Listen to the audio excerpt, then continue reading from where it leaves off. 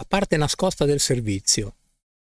Sicuramente se anche tu fai questo, vuol dire che la tua impugnatura e il tuo assetto braccio-racchetta sono corretti. Quindi da questo punto di vista il tuo servizio è buono. Poi ci sono anche tanti altri aspetti, ma comunque questo particolare è corretto. È una parte nascosta perché non si ha neanche la percezione di fare questo tipo di movimento e sembra quasi una cosa innaturale che va contro la logica. Vediamo allora che cos'è questa parte nascosta. Guardiamo Federer.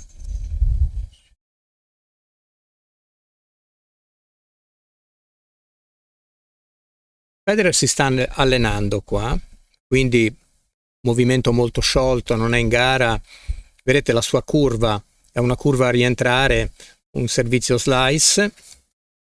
Quindi potremmo pensare che la sua racchetta abbia una traiettoria che segua la palla in tutto il suo percorso.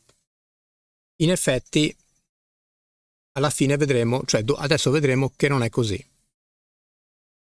Riguardiamo, andiamo avanti. Eccolo qua.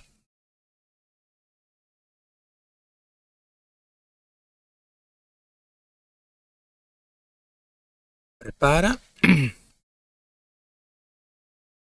colpisce, attenzione alla racchetta, eccola qua. La racchetta che guarda l'esterno, quindi la mano completamente girata verso l'esterno. Questo è dovuto alla pronazione dell'avambraccio, perché ho detto se fate questo sicuramente l'impugnatura è corretta, perché con l'impugnatura del dritto questo aspetto non c'è.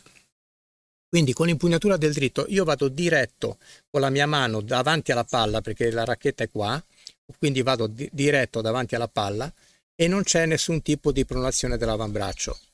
Allora, come si fa a evidenziare questo particolare senza dirlo? Perché alcune cose è meglio che vengano fuori in modo naturale. Quindi se io utilizzo degli accorgimenti in modo tale da forzare una situazione, probabilmente ottengo il risultato che voglio. Questo accorgimento è stato quello di spostare la giocatrice verso l'angolo sinistra del campo e mettere un obiettivo nell'angolo opposto, quindi nel rettangolo di servizio di sinistra, e costringere chiaramente la giocatrice a servire con l'impugnatura continental, con l'impugnatura a martello. Vediamo il risultato.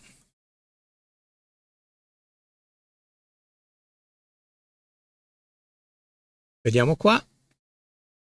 Ecco una cosa.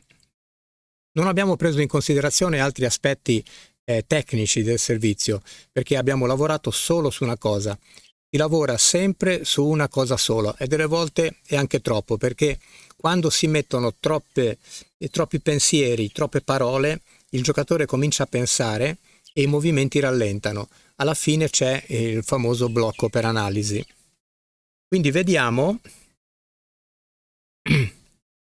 qua, là.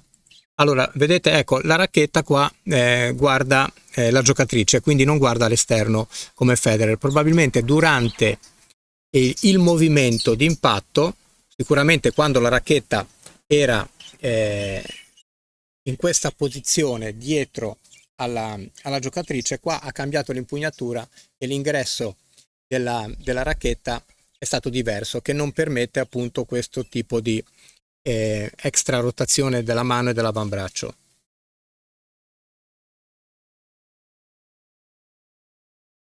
Abbiamo spostato la giocatrice ancora di più verso l'esterno per forzare ancora di più questa situazione e qua target colpito.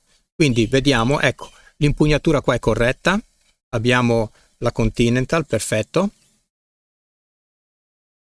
Ripeto, non abbiamo guardato altri particolari tecnici, ma soltanto questo. Là. Attenzione.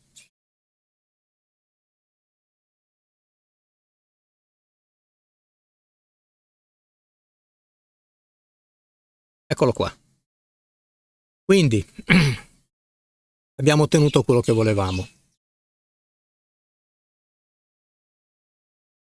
Quindi il fatto che io non abbia coscienza in realtà di un'azione, questo non vuol dire che quell'azione io non la sappia fare.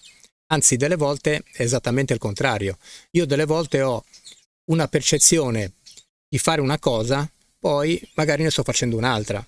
I video fatti su se stessi, sugli altri, anche sui bambini, danno esattamente hanno esattamente questa funzione di analizzare quello che ad occhio nudo non si vede.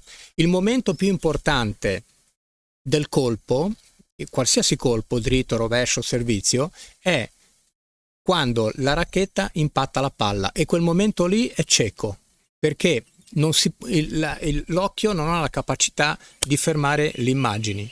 Quindi l'unico modo per analizzare queste situazioni, è quello di fare dei video.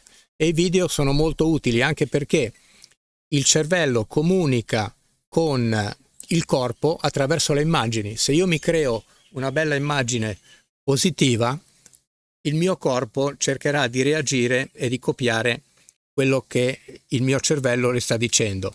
Quindi video